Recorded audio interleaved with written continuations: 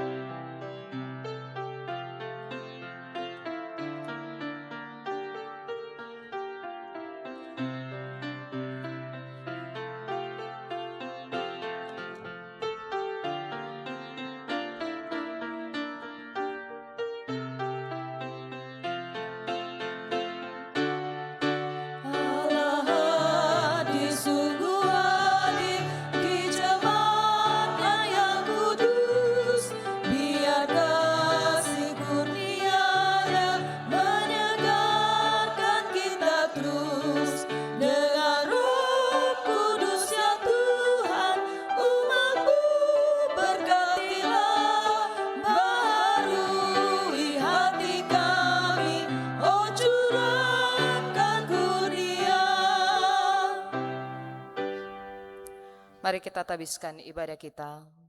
Pertolongan kita adalah dalam nama Tuhan yang menjadikan langit dan bumi. Amin. Sedapat-dapatnya kalau hal itu bergantung padamu, hiduplah dalam damai dengan semua orang. Demikian nats pembimbing dari Roma pasal 12 ayatnya yang ke-18.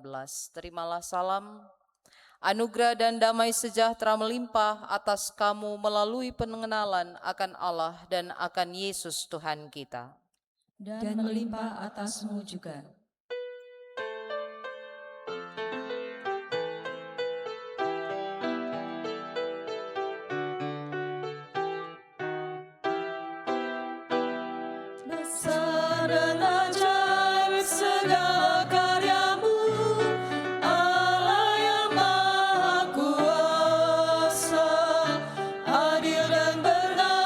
Segala jalanmu, Raja segala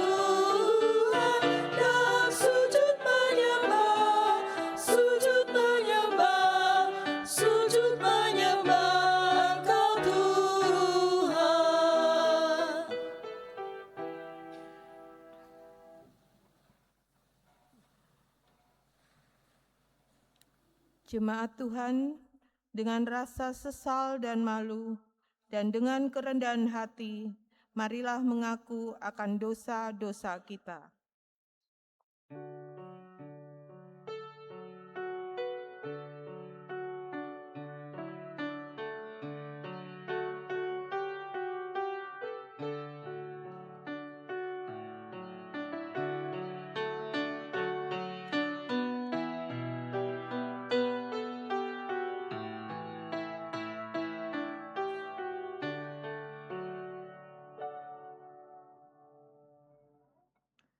Ya Allah Bapa yang Maha Bijaksana, Engkau menghendaki agar kami hidup dengan hikmat dalam setiap perkataan, keputusan, dan relasi. Akan tetapi kami mengakui bahwa kami sering bertindak tanpa pertimbangan yang bijaksana. Oleh karena kepentingan diri sendiri, kami kadang menjadi penyebab beban bagi sesama, melukai kepercayaan, dan merusak hubungan yang Engkau anugerahkan.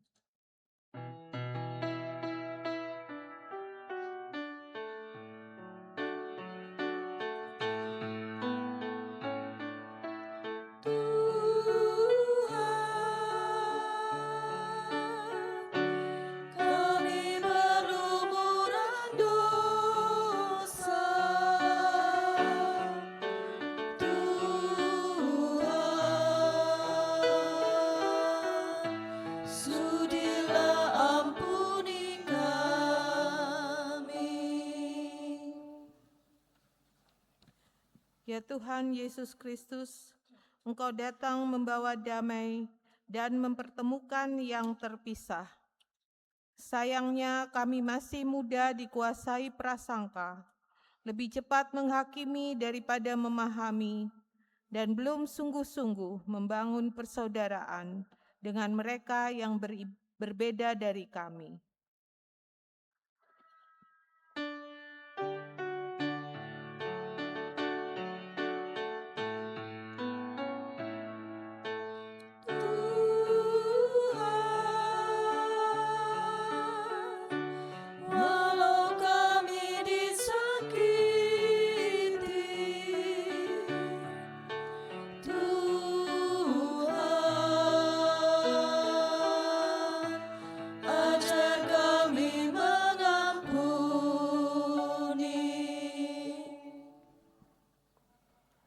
Ya Roh Kudus, pimpinlah kami agar selalu hidup dalam hikmat-Mu. Mampukan kami membangun relasi yang bertanggung jawab, mengelola setiap kepercayaan dengan jujur, serta menghadirkan kasih dan damai Allah di tengah masyarakat yang majemuk. Di setiap keterbatasan kami untuk mengasihi dalam kebenaran, biarlah Roh Kudus menuntun kami menjadi anak-anak Tuhan yang menghormati sesama, merawat persaudaraan dengan siapa saja, dan menjadi saksi Kristus yang membawa berkat bagi semua. Demikianlah pengakuan kami. Dengarkanlah ya Tuhan.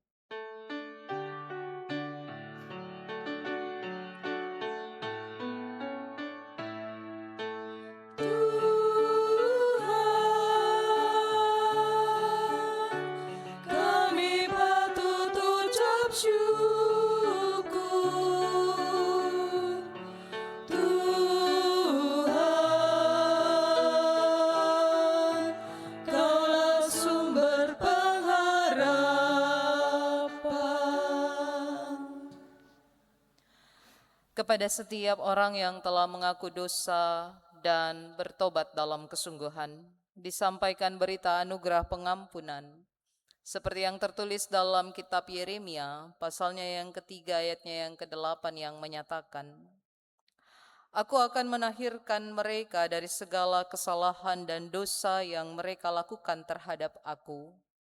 Aku akan mengampuni segala kesalahan, dosa, dan pemberontakan mereka terhadap aku. Berdasarkan firman Tuhan ini, maka sebagai pelayan Yesus Kristus kami memberitakan bahwa pengampunan dosa telah berlaku dalam nama Bapa, Anak, dan Roh Kudus. Syukur kepada Tuhan. Amin.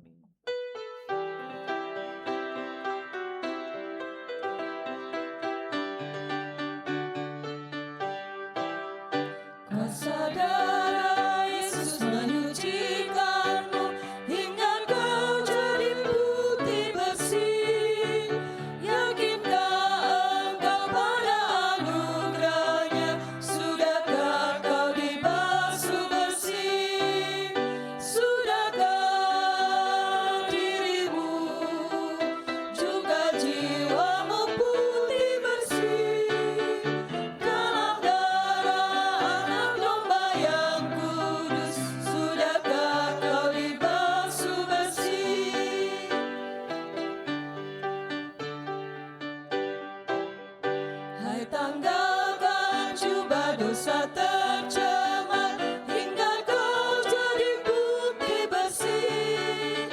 Tersedia sumber air yang jernih, jiwa kotor menjadi bersih. Sudahkah dirimu juga jiwamu putih bersih dalam darah anak domba yang kudus? Sudahkah kau dibasuh bersih? Mari berdiri. Bersama kita akan mendengarkan perintah hidup baru seperti yang tertulis dalam surat Kolose pasalnya yang ketiga ayat 12, 14, dan 15. Surat Kolose pasalnya yang ketiga ayat 12, 14, dan 15. Perintah hidup baru menyatakan, karena itu sebagai orang-orang pilihan Allah yang dikuduskan dan dikasihinya, kenakanlah belas kasihan, kemurahan, kerendahan hati, kelemah lembutan, dan kesabaran. Di atas semuanya itu, kenakanlah kasih sebagai pengikat yang mempersatukan dan menyempurnakan. Hendaklah damai sejahtera Kristus memerintah dalam hatimu, karena untuk itulah kamu telah dipanggil dalam satu tubuh, dan bersyukurlah. Demikian perintah hidup baru, Roh Kudus menolong kita mewujudkan kemuliaan Allah dalam seluruh hidup dan kesaksian kita di dunia.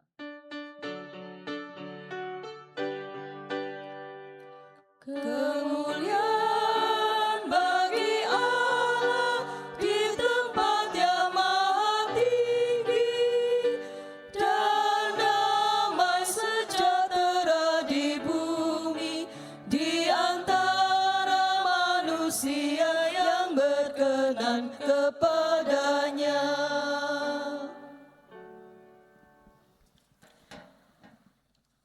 Ibu Bapak, kita akan masuk dalam pemberitaan firman Tuhan.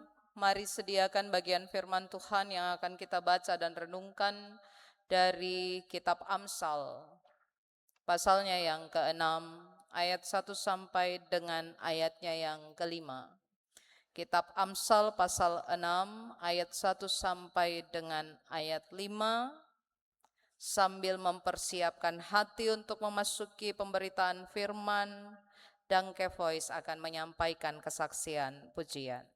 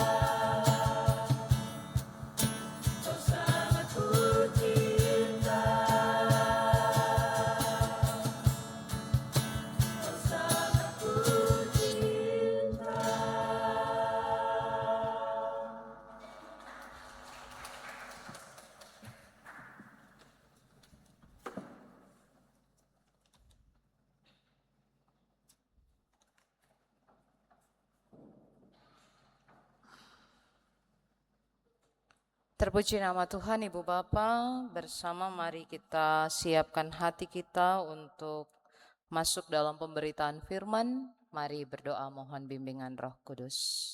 Kita berdoa.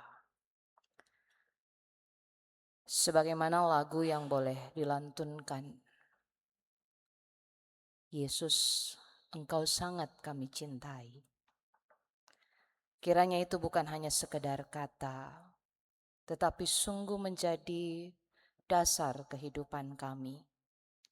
Sehingga ketika kami mendengarkan firman Tuhan yang sebentar lagi akan kami baca dan renungkan, oleh bimbingan Roh Kudus-Mu kami dimampukan untuk melakukannya dalam pekerjaan pelayanan yang Tuhan anugerahkan.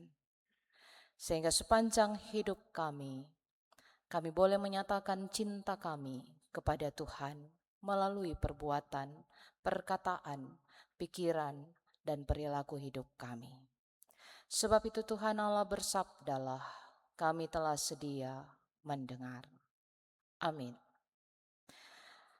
Mari berdiri untuk mendengarkan firman Tuhan yang dibacakan dari Alkitab.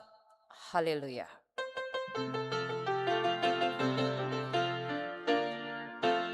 Haleluya, haleluya, pujilah Tuhanmu selamanya, haleluya. Nyanyikan soraklah, agungkan namanya, pujilah Tuhanmu selamanya, haleluya.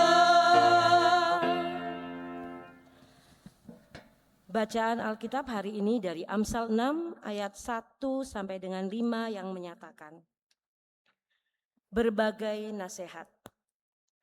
Hai anakku, jika engkau menjadi pemimpin bagi sesamamu dan membuat persetujuan dengan orang asing, dan engkau terjerat dalam perkataan mulutmu, tertangkap dalam perkataan mulutmu, buatlah begini hai anakku, dan lepaskanlah dirimu, karena engkau telah jatuh ke dalam genggaman sesamamu. Pergilah, berlututlah, dan desaklah sesamamu itu.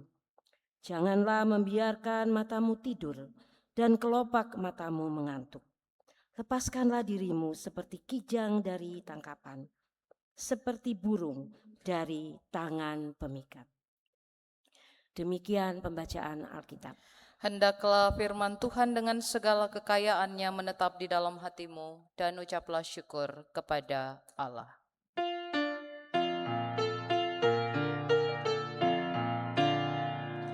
Kepadamu puji-pujian, mada syukur dan segala kemuliaan, ya Bapa, Putra, Roh Kudus, sampai kekal selama-lamanya.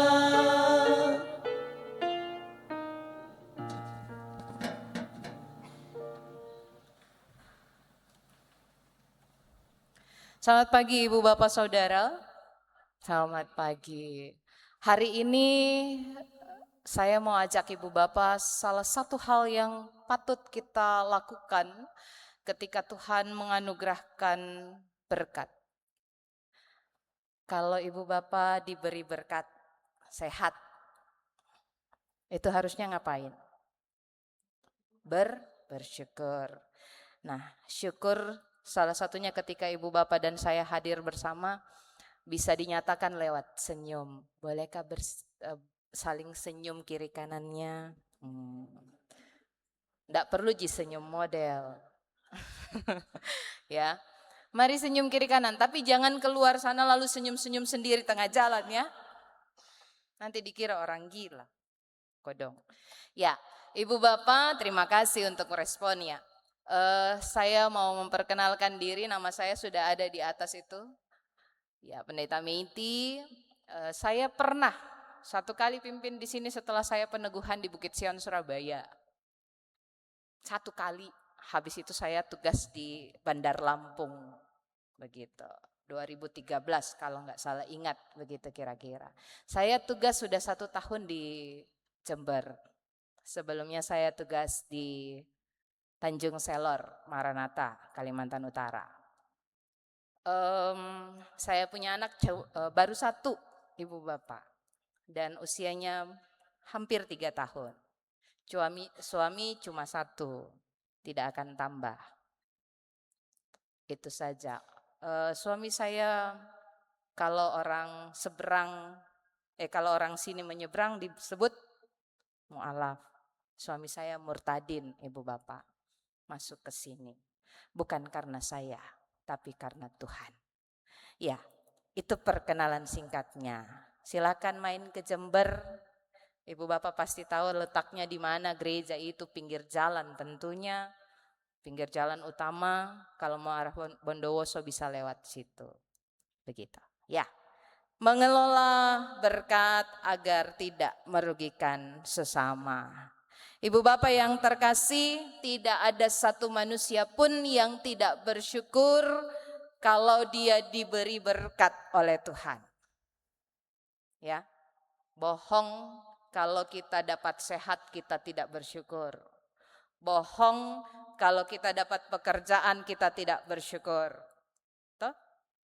Bohong kalau kita dapat pacar kita tidak bersyukur, betul tidak? Semangat sebelah sana. Bohong kalau ibu bapak dan saya diberi keluarga yang bahagia, yang kompak, terus kita tidak bersyukur. Ya, pasti itu semua menghadirkan syukur ibu bapak. Apalagi kalau ibu bapak dan saya diberi kesempatan untuk bisa berbagi berkat dengan orang lain. Tapi ibu bapak, ada satu hal yang sering kali kita lupa. Rupa-rupanya berkat Tuhan itu tidak hanya sampai pada mensyukuri berkat itu. Berkat Tuhan itu juga harus dikelola dengan hikmat. Kamu punya pacar gitu ya, terus seenakmu dewe sama pacarmu, itu namanya tidak dikelola dengan baik kawan. Ya kan?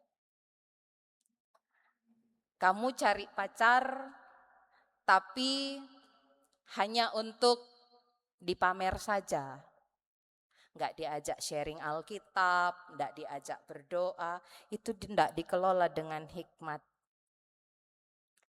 Kenapa begitu ibu bapak? Kalau kita punya berkat lalu tidak dikelola dengan hikmat, berkat itu akan berubah menjadi permasalahan. Misal, tadi saya sudah sebut kalau punya pacar tidak dikelola dengan baik, kita nggak akan bertumbuh bersama. Ya, punya uang tidak dikelola dengan baik, itu akan jadi sumber pertengkaran. Lalu mendapatkan kepercayaan dari orang lain, tapi tidak dikelola, itu akan jadi beban. Punya keinginan untuk menolong, itu dapat menjadi berkat ibu bapak, tapi kalau dilakukan tanpa pertimbangan, maka itu justru dapat merugikan diri sendiri, juga dapat merugikan orang lain. Nah itulah yang kita temukan dalam Amsal pasal 6 ayat 1 sampai dengan ayat 5 bacaan kita. Teks ini berbicara mengenai seseorang yang menjadi, ayat 1 bilang, penjamin bagi sesamanya. Dia mungkin bermaksud baik, tapi ternyata keputusannya itu dapat menjerat dirinya sendiri.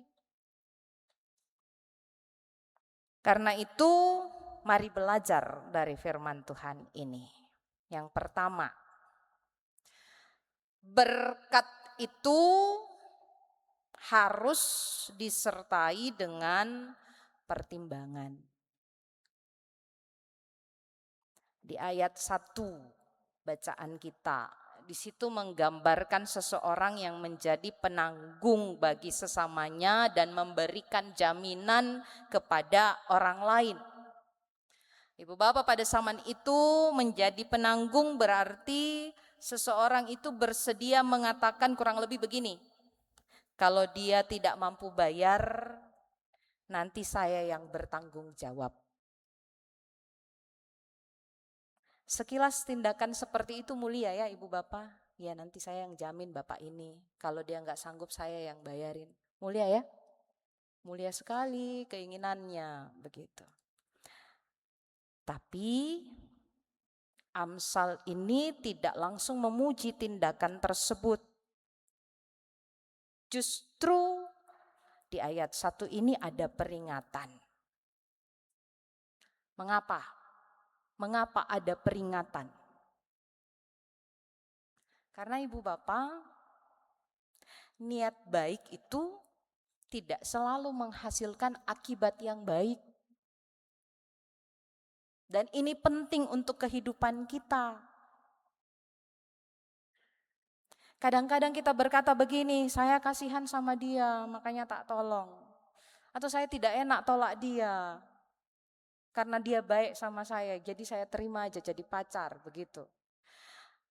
Karena dia temanku, jadi saya bantu dia, enggak apa-apalah saya jadi penanggung jawabnya. Karena dia saudaraku, karena saya percaya sama dia. Akhirnya kita memberikan uang, kita meminjamkan nama, kita menjadi penjamin, bahkan kita memberikan dia mungkin kartu kredit, begitu ya, kasih pinjam rekening, bahkan menggunakan harta kita sebagai jaminan. Karena kata-kata kasihan, karena kata-kata kita kenal, karena dia saudara, karena saya percaya dan sebagainya, dikasih. Masalahnya bukan pada keinginan untuk menolong, ibu bapak. Masalahnya adalah ketika keinginan menolong itu tidak disertai dengan hikmat. Karena itu kita harus belajar membedakan antara kasih dan kecerobohan. Kasih berkata saya ingin menolongmu. Tapi hikmat bertanya, bagaimana saya menolongmu tanpa menghancurkan hidupmu dan hidup saya? Mari bedakan kasih dan kecerobohan itu. Jadi ibu bapak kalau mengelola hikmat, belajar mengelola hikmat atau mengelola berkat itu, berarti ibu bapak dan saya tidak boleh menggunakan apa yang Tuhan percayakan kepada kita dengan cara sembarangan.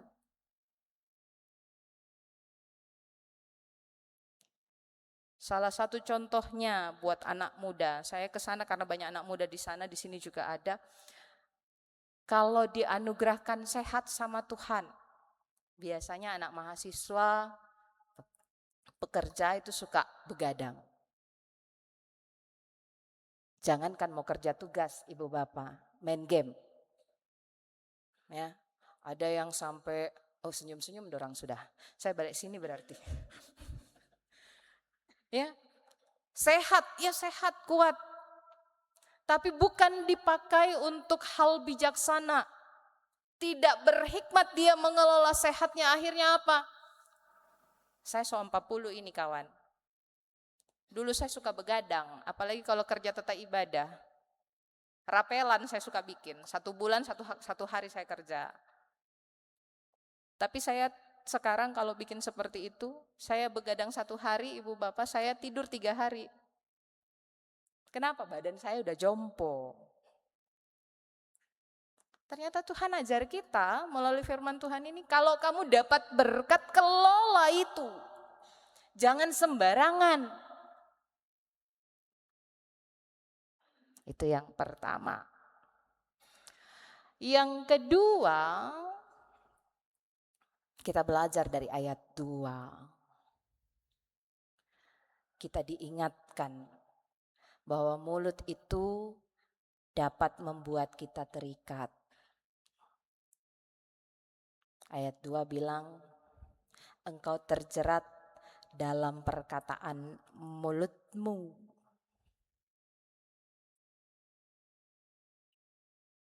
Dia menjadi terjerat pertama-tama bukan karena uang, tapi karena perkataan.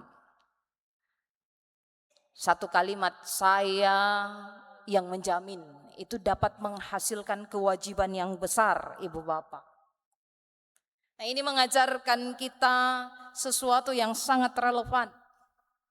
Supaya jangan gampang mengucapkan apa Om? Janji.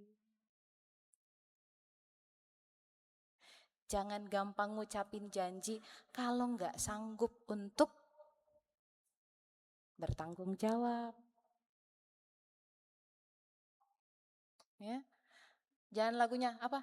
Janji, janji, tinggal janji, apalagi tuh? Bulan madu, wah gitu dah. Panjang nanti ceritanya kalau nyanyi. Jangan gampang mengucapkan janji kalau nggak sanggup. Nah, dalam kehidupan sehari-hari banyak persoalan terjadi gara-gara orang mudah berkata tenang, nanti saya yang kerjakan, tenang, nanti saya yang bayar, tenang, nanti saya yang ganti. Tenang, pakai namaku misalnya. Oh, pendeta itu suka sekali namanya dijual-jual, kasihan, betul. Nanti saya bilang, Bu pendeta nah yang bilang, namanya pendeta lagi, udah nggak apa-apa. Tapi ujung-ujungnya siapa yang ditanya? Pendeta, padahal bukan pendeta yang pakai.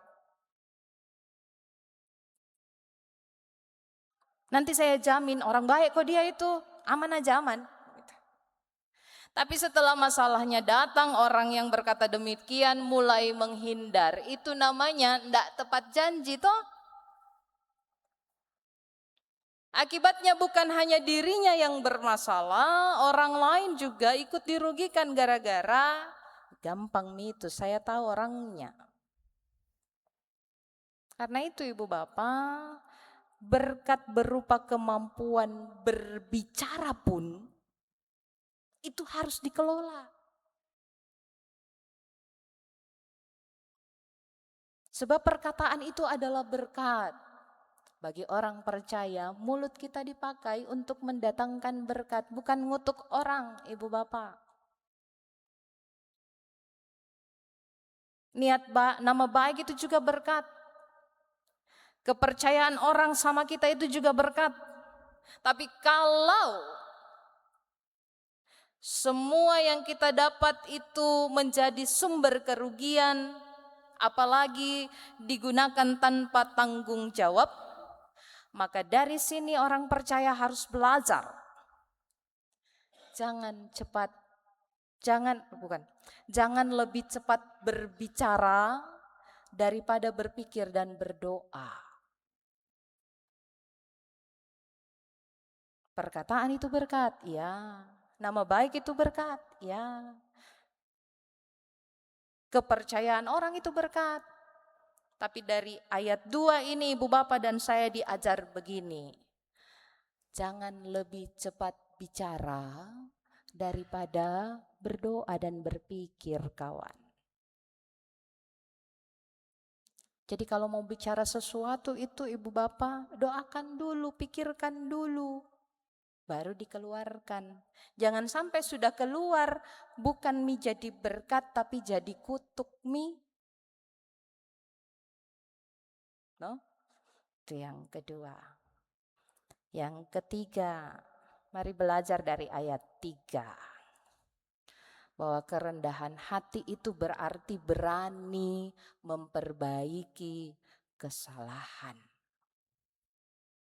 Ayat 3 ini merupakan nasihat yang cukup mengejutkan Ibu Bapak. Dia bilang begini, buatlah begini hai anakku dan lepaskanlah dirimu. Karena engkau telah jatuh ke dalam genggaman sesamamu, pergilah, berlututlah dan desaklah sesamamu itu. Ketika seseorang sudah terlanjur menjadi penjamin, ia diperintahkan untuk segera berusaha melepaskan dirinya. Artinya, Amsal tidak mengatakan karena kamu sudah salah, sekarang terima saja akibatnya. Sebaliknya di ayat 3 ini ada dorongan, segera bertindak untuk menyelesaikan persoalan. Dan ini adalah prinsip yang sangat penting. Kadang-kadang kita sudah membuat keputusan yang salah. Salah mengolah uang, salah berutang, salah menjadi penjamin, salah mempercayai orang, salah menggunakan harta, salah mengambil keputusan dalam keluarga, tapi karena gengsi kita tidak mau mengakuinya. Ini juga pembelajaran bagi pengambil keputusan di gereja. Kalau salah, jangan lupa untuk mengakui kesalahan kita. Karena itu wujud kerendahan hati. Dan kerendahan hati bukan berarti tidak pernah salah. Kerendahan hati berarti berani mengakui kesalahan dan memperbaikinya. Karena kalau kita tidak pernah mengakui kesalahan atas keputusan yang kita perbuat, bisa saja itu merugikan orang lain. Karena itu jangan pernah menunggu masalah itu menjadi semakin besar. Segeralah bicara, segeralah selesaikan persoalan tersebut, segera minta maaf jika diperlukan, segera cari jalan keluar. Sebab semakin lama ibu bapa dan saya mengubur sebuah permasalahan, sebuah persoalan, maka yang kecil saja itu bisa jadi besar. Dan bisa saja mendatangkan korban. Jadi yang ketiga kita mau belajar apa? Belajar untuk dengan kerendahan hati mengakui kesalahan. Yang keempat di ayat 4. Ayat 4 bilang begini. Janganlah membiarkan matamu tidur dan kelopak matamu mengantuk.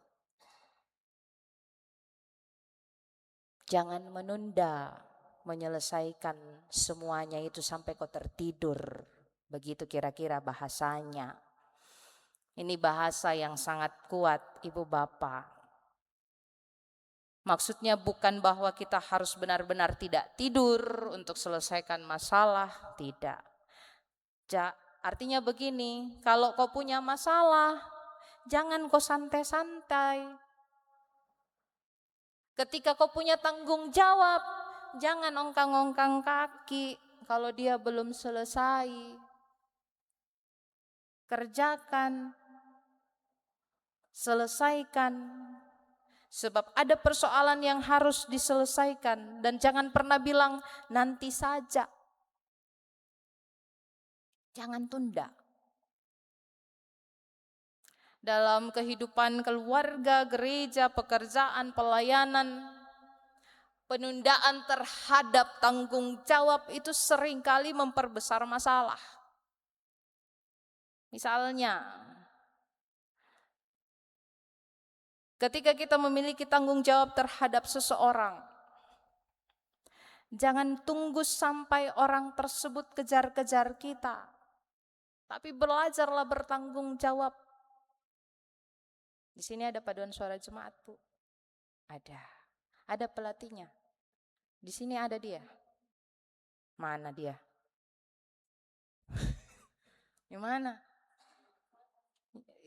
Sembunyi-sembunyi ki. Gara-gara kalau disuruh latihan, kami di Jember lagi proses untuk paduan suara jemaat. Gara-gara disuruh latihan yang datang cuma 1-2 orang, pelatihnya bilang begini, nanti Pi. Tuh, minggu depan saja. Datang lagi 5 juga. Nanti Pi. Nanti pas hari H menganga. Apa memang dinyanyi ini? Enggak pernah latihan. Ya karena nantipi kita juga anggotanya. Ada ji yang lain, ada ji yang lain. Begitu terus. Akhirnya enggak pernah rampung. Misalnya 35 anggota paduan suaranya yang datang minggu ini 5, minggu depan 5 lagi. Tapi lain-lain orang. Bisa cocok? Enggak. Karena kerjaan kita suka nanti-nanti. Maka di sini kita diajarkan jangan menunda untuk menyelesaikan tanggung jawab kita. Apa yang menjadi tanggung jawab kita selesaikan, jangan tunda-tunda. LPJ, kegiatan, jangan ditunda-tunda karena mau ada kegiatan berikutnya. Toh, begitu Ibu Bapak. Jangan tunda.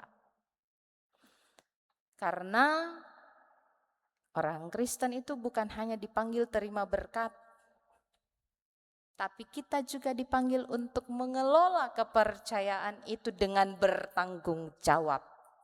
Itu Ibu Bapak. Yang kelima, di ayat 5 bacaan kita. Saya masih panjang khotbahnya, boleh? Yang kelima, diajarkan bagi kita untuk lepaskan diri sebelum semuanya menjadi lebih buruk. Apa bahasanya ayat 5? Lepaskanlah dirimu seperti kijang dari tangkapan, seperti burung dari tangan pemikat. Ini gambaran yang menunjukkan urgensi. Mengapa? Karena semakin lama kita berada dalam jerat, semakin lama kita nanti-nanti saja, maka hal yang kecil yang mungkin bisa diselamatkan karena kita bilang nanti-nanti saja, tidak cepat-cepat kita kerjakan, itu bisa menjadi persoalan yang besar. Mungkin saja begini, kalau ada orang berutang, kalau tidak segera diselesaikan, biasanya utangnya tambah-tambah.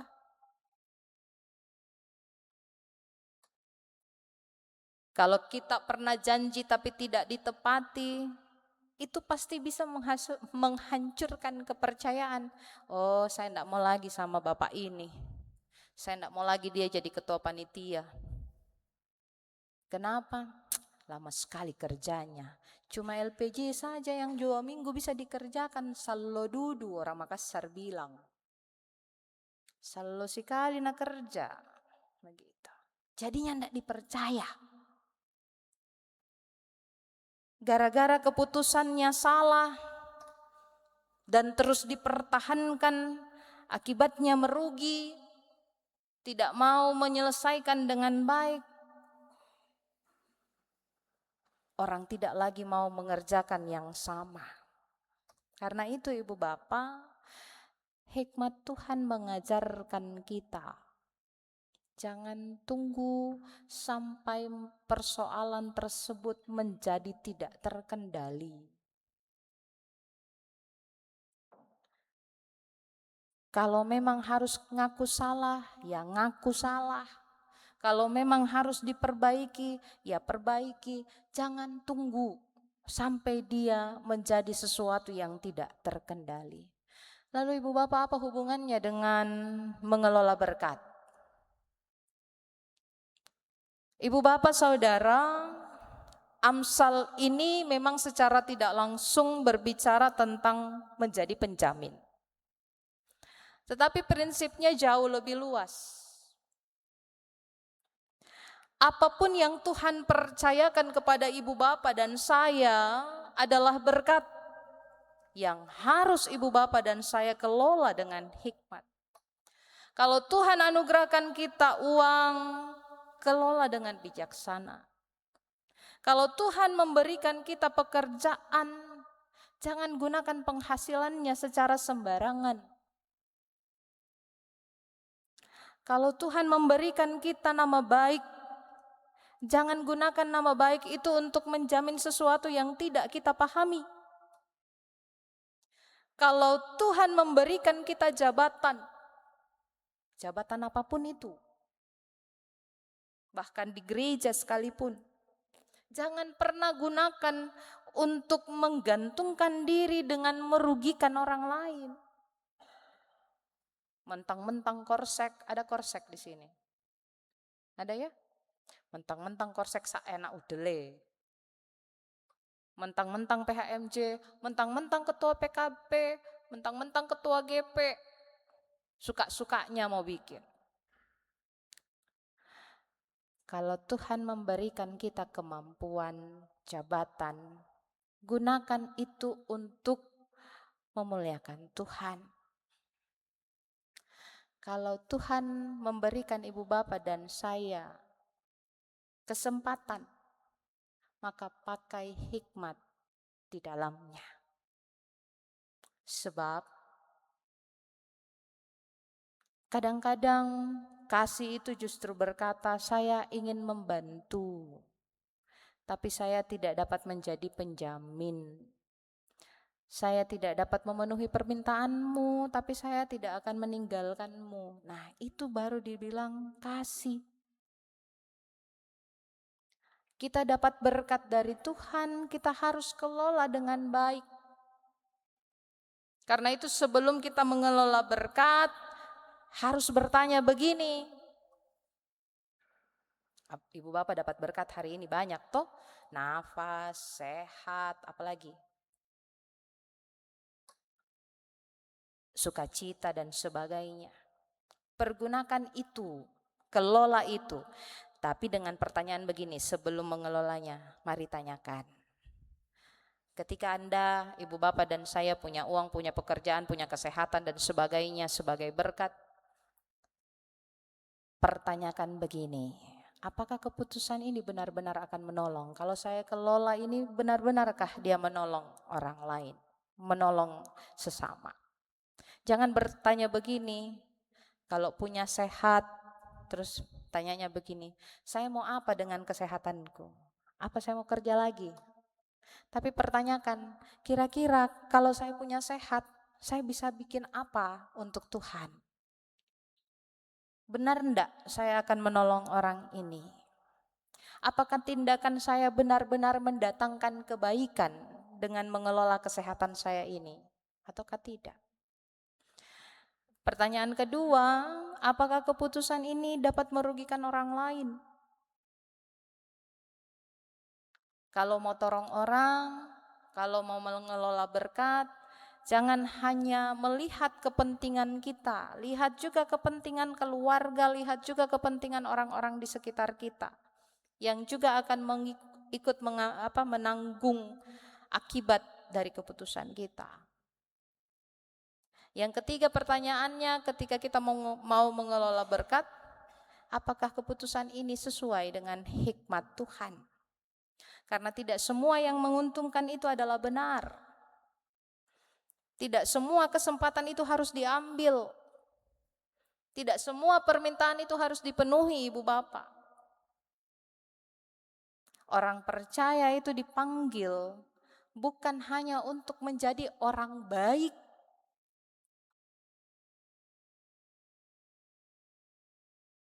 tapi orang percaya dipanggil untuk menjadi orang baik yang berhikmat.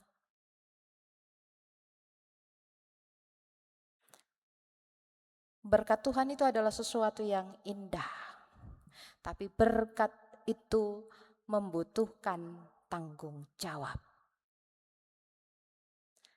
Bagian firman Tuhan yang kita baca ini mengingatkan ibu bapak dan saya bahwa keputusan yang tampaknya sederhana itu dapat menjadi jerat apabila dilakukan tanpa hikmat. Karena itu ibu bapak, jangan sampai berkat yang Tuhan berikan kepada kita itu justru menjadi sumber kerugian bagi keluarga, bagi teman, bagi jemaat, bahkan bagi sesama. Jangan sampai berkat Tuhan itu menjadi sumber konflik dalam persekutuan kita.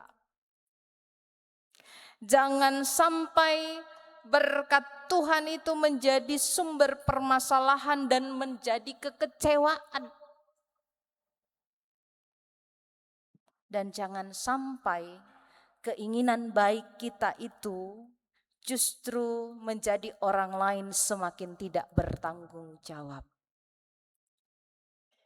Mengelola berkat berarti mengetahui kapan kita harus memberi, kapan ibu bapak harus menolong, kapan kita harus bilang tidak, kapan kita harus bertanggung jawab, dan kapan kita harus segera memperbaiki kesalahan.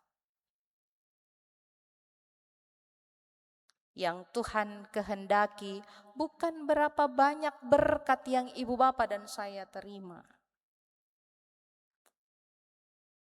Bukan hanya itu. Tuhan berkehendak apa yang kita lakukan dengan berkat itu.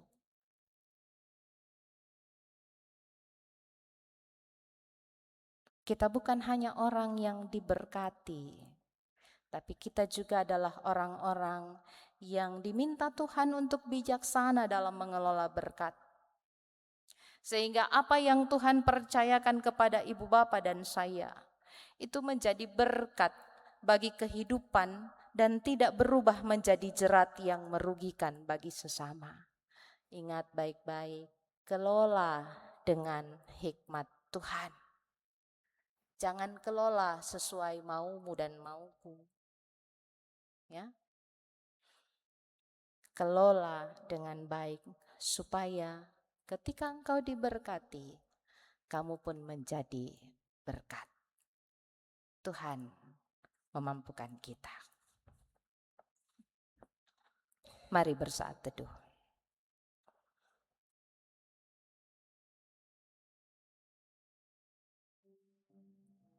Kita merespon dengan Kidung Keesaan nomor 589.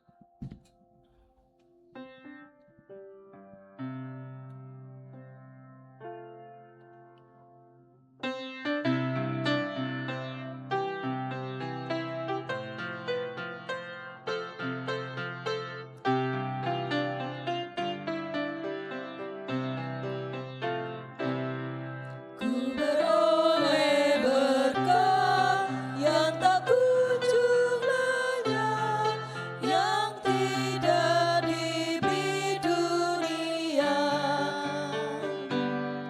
Di relung hatiku, walau syarat beban, ada damai sejahtera bakal.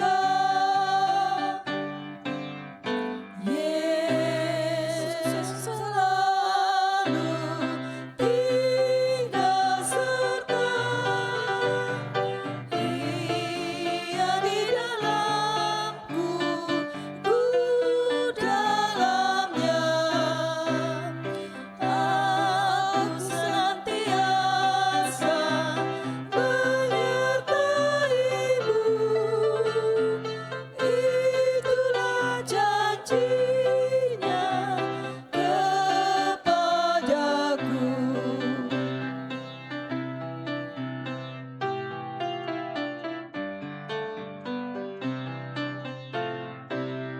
Saat damai penuh masuk di hatiku, dunia menjadi cerah. Kesusahan lenyap, gelap menjadi terang. Yesus Tuhan agung mulia. Yesus yang selalu tinggal serta,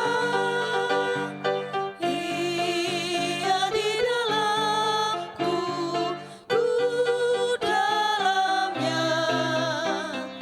Aku senantiasa menyertai-Mu, itulah janjinya kepadaku. Mari berdiri. Bersama kita akan mengikrarkan pengakuan percaya kita menurut rumusan pengakuan iman rasuli dengan hati dan mulut masing-masing orang berkata, Aku percaya kepada Allah, Bapa yang Maha Kuasa, Khalik langit dan bumi, dan kepada Yesus Kristus anaknya yang tunggal Tuhan kita, yang dikandung daripada Roh Kudus, lahir dari anak darah Maria, yang menderita di bawah pemerintahan Pontius Pilatus, disalibkan, mati dan dikuburkan, turun ke dalam kerajaan maut. Pada hari yang ketiga bangkit pula dari antara orang mati, naik ke surga, duduk di sebelah kanan Allah, Bapa yang Maha Kuasa, dan akan datang dari sana untuk menghakimi orang yang hidup dan mati. Aku percaya kepada Roh Kudus, gereja yang kudus dan am, persekutuan orang kudus, pengampunan dosa, kebangkitan daging, dan hidup yang kekal.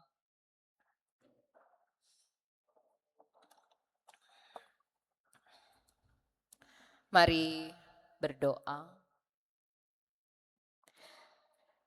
Ketika kami boleh bersama mendengarkan firman-Mu, tersadarlah kami bahwa tidak cukup dengan bersyukur, tetapi dalam menerima berkat, kami juga diingatkan supaya mampu mengelola berkat itu, sehingga sungguh berkat itu menjadi pernyataan kasih Tuhan di tengah-tengah dunia ini.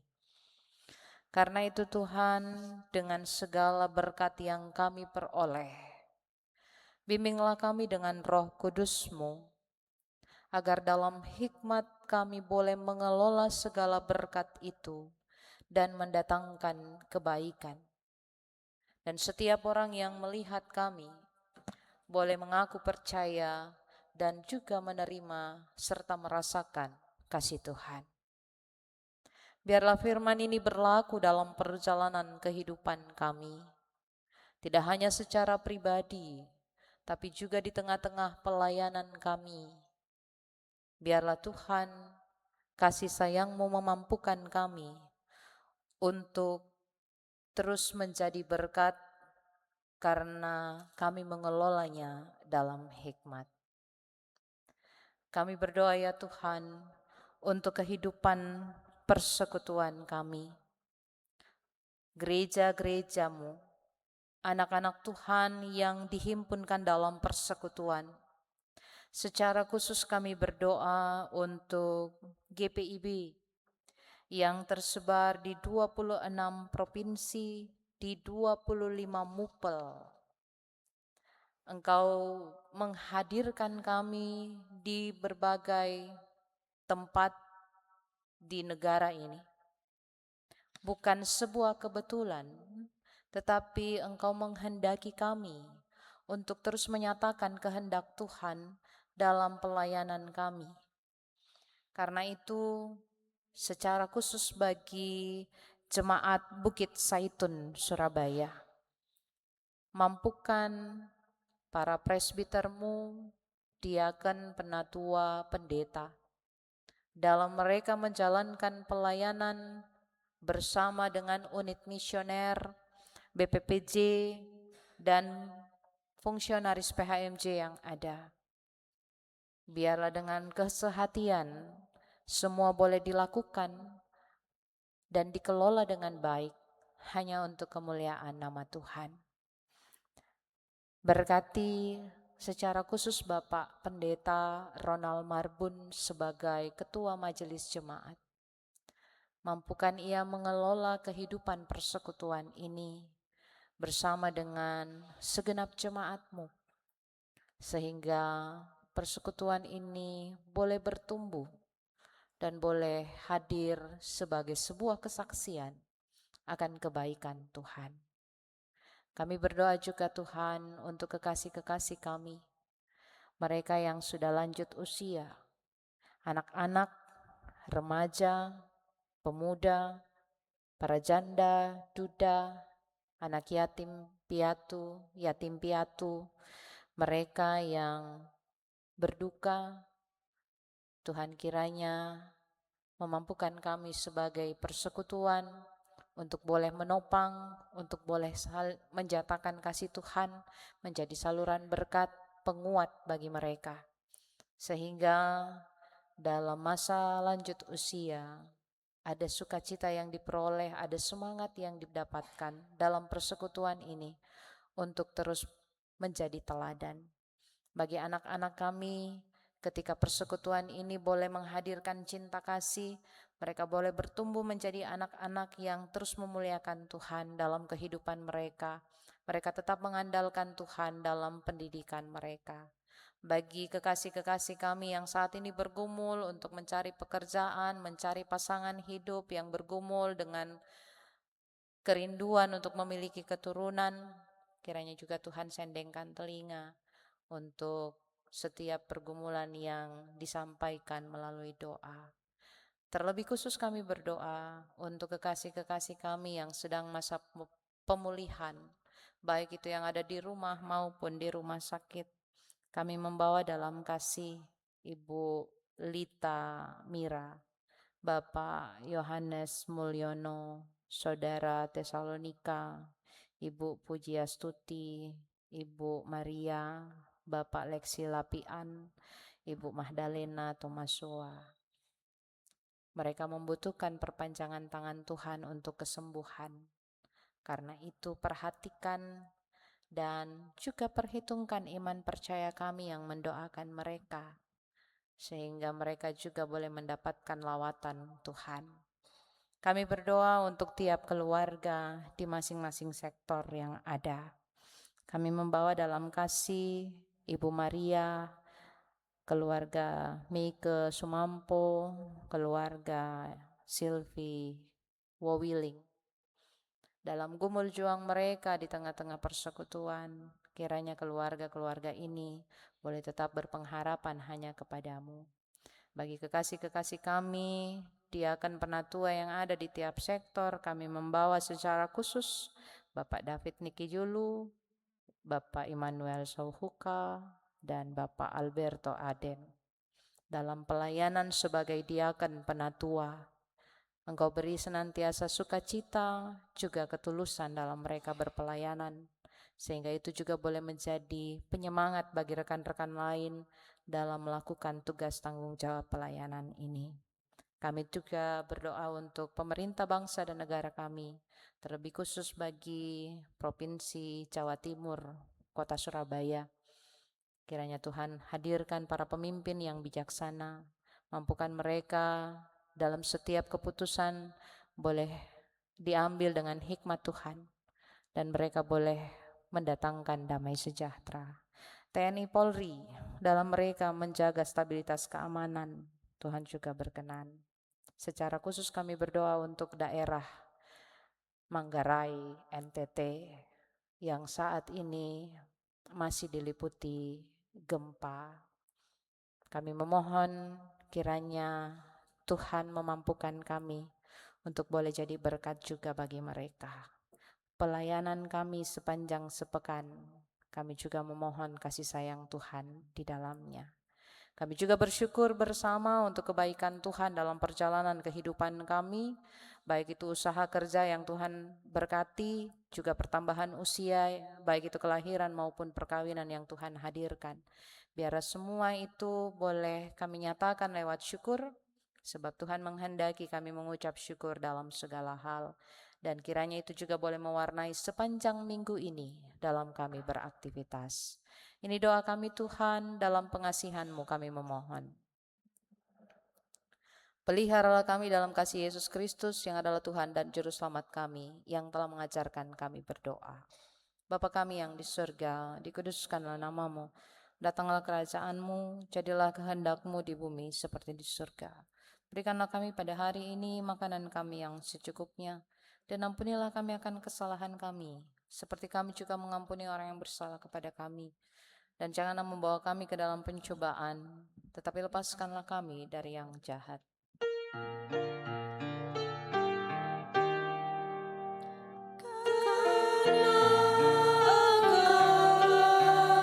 Yang punya kerajaan dan kuasa dan kemuliaan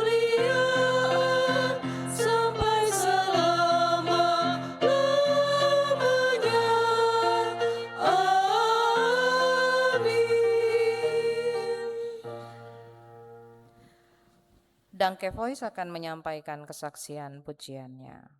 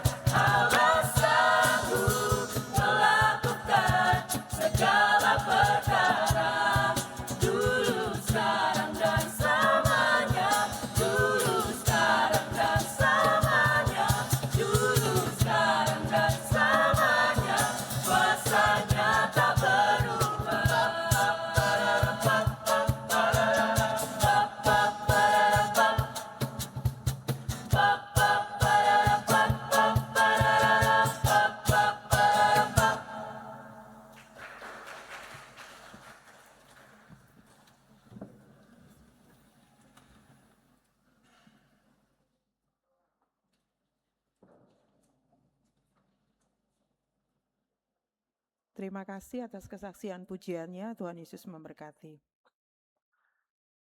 Jemaat Tuhan, marilah kita membawa persembahan kepada Tuhan, Sang Sumber berkat dan damai dalam hidup. Ingatlah nas Alkitab dari Mazmur 4 ayat 6 yang menyatakan, persembahkanlah kurban yang layak dan percayalah kepada Tuhan. Tuhan memberkati kita dan persembahan yang kita beri.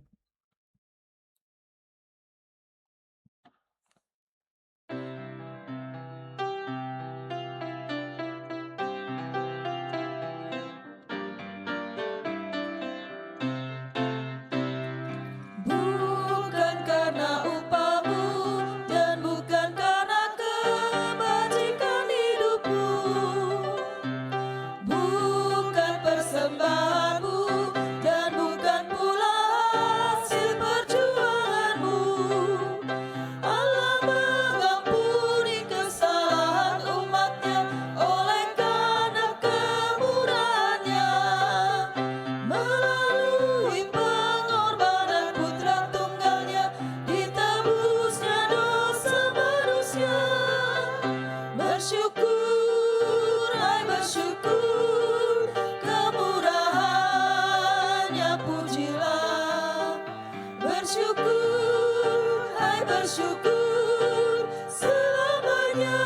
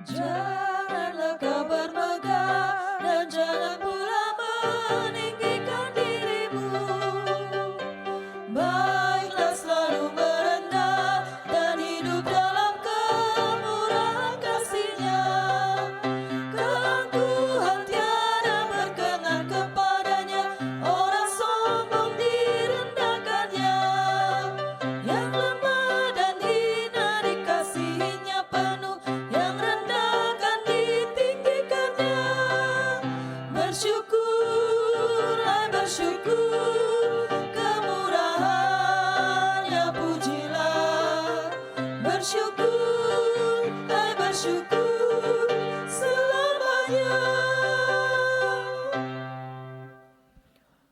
Jemaat Tuhan, marilah berdiri untuk menyerahkan persembahan ini kepada Tuhan dalam doa syukur. Mari kita berdoa. Ya Tuhan, tangan-Mu lah yang membentuk kami, tangan-Mu lah yang menuntun kami, dan ke dalam tangan-Mu lah kami menyerahkan persembahan ini. Apa yang berasal dari kasih-Mu, kiranya kembali menjadi kasih, dan apa yang berasal dari berkat-Mu, kiranya kembali menjadi berkat. Hingga hidup kami sendiri menjadi persembahan yang harum bagi kemuliaan nama-Mu. Amin. Dipersilakan duduk kembali.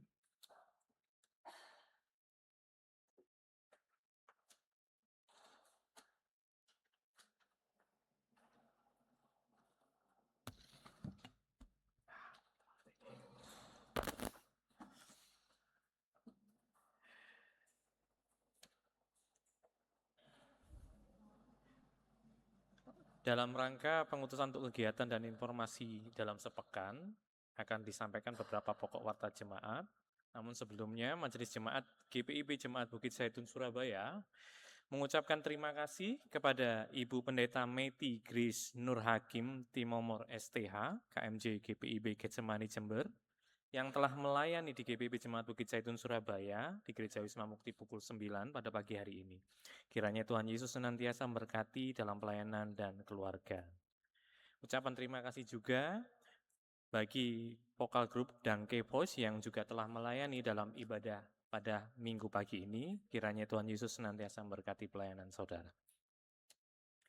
Baik, untuk rangka pengutusan kegiatan dan informasi dalam sepekan, maka akan disampaikan pokok-pokok warta jemaat yang akan diawali dalam tayangan audio visual berikut ini.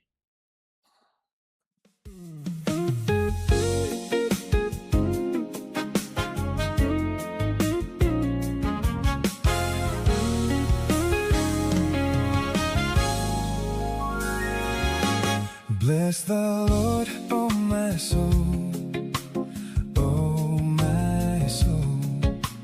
Worship His holy name. Sing like never before, oh my soul. I'll worship Your holy name. The sun comes up, it's a new day dawning. It's time to sing Your song again. Whatever may pass and whatever lies before me, let me be singing when the evening comes. Bless the Lord, oh my soul, oh my soul. Worship His holy name. Sing like never before, oh my soul. I'll worship Your holy name. You're rich in love and You're slow to anger. Your name is great and Your heart is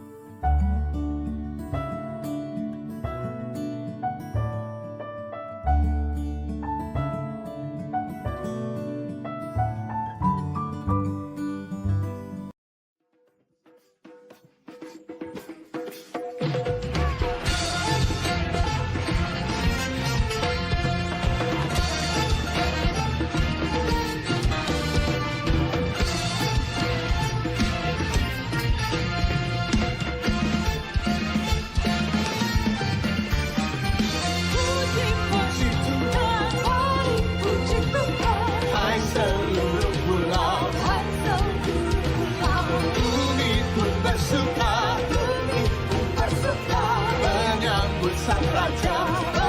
Mari puji Tuhan. Yesus di dalam teks kita dari Lukas 3 ayat 21, orang banyak dibaptis. Yesus juga dibaptis. Puji Tuhan. Hai seluruh umat, bumi pun bersuka, menyambut sang raja. Mari semua katakan, pulau-pulau bersuka cita. Mohon-mohon bertepuk tangan. Ya. Gunung-gunung bersorak-sorak. Amin.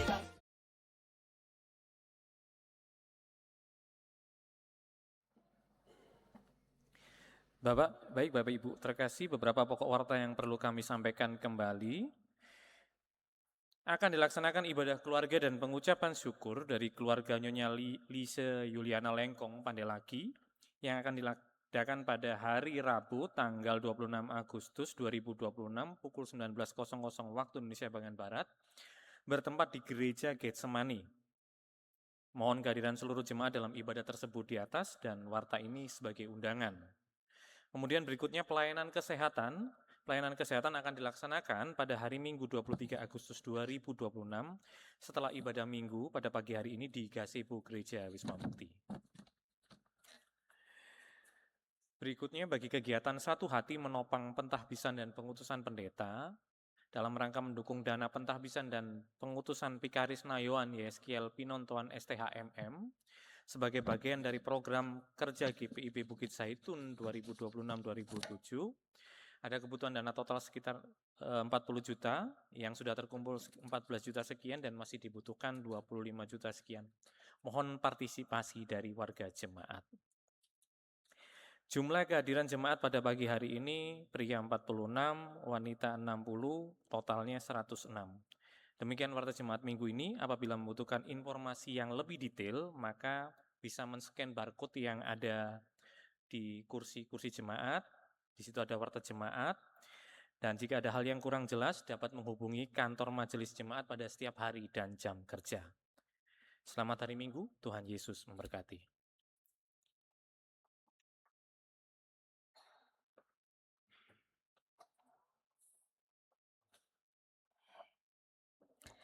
Ibu Bapak, Saudara yang terkasih, mari berdiri. Sebagai tanda kesediaan kita untuk diutus Tuhan, karena itu dengarkanlah amanat pengutusan bagi kita. Melangkahlah dengan hikmat, bertindaklah dengan cermat, kelolalah setiap berkat agar menjadi manfaat. Jangan menjadi jerat bagi sesama, tetapi jadilah jalan bagi kehadiran kasih-Nya. Di tengah keberagaman, tebarkan damai, karena itulah panggilan Kristus sampai selamanya. Pergilah, jadilah berkat yang menguatkan. Bangunlah persahabatan yang mendamaikan dan kesaksian yang memuliakan Tuhan.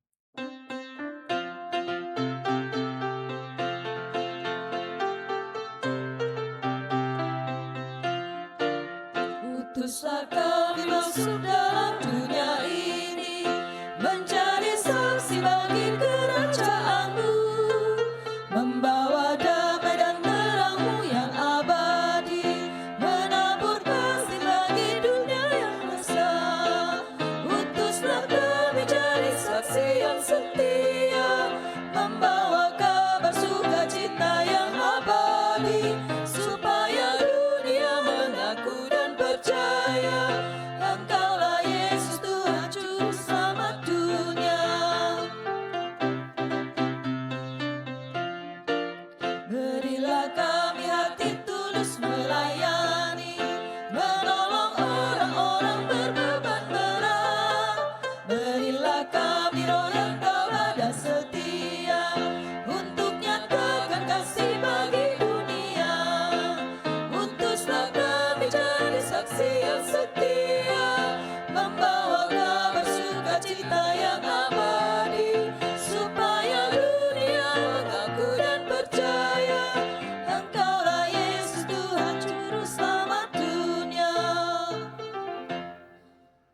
Maka angkatlah hatimu, arahkanlah pikiranmu kepada Tuhan Allahmu untuk menerima berkat-Nya.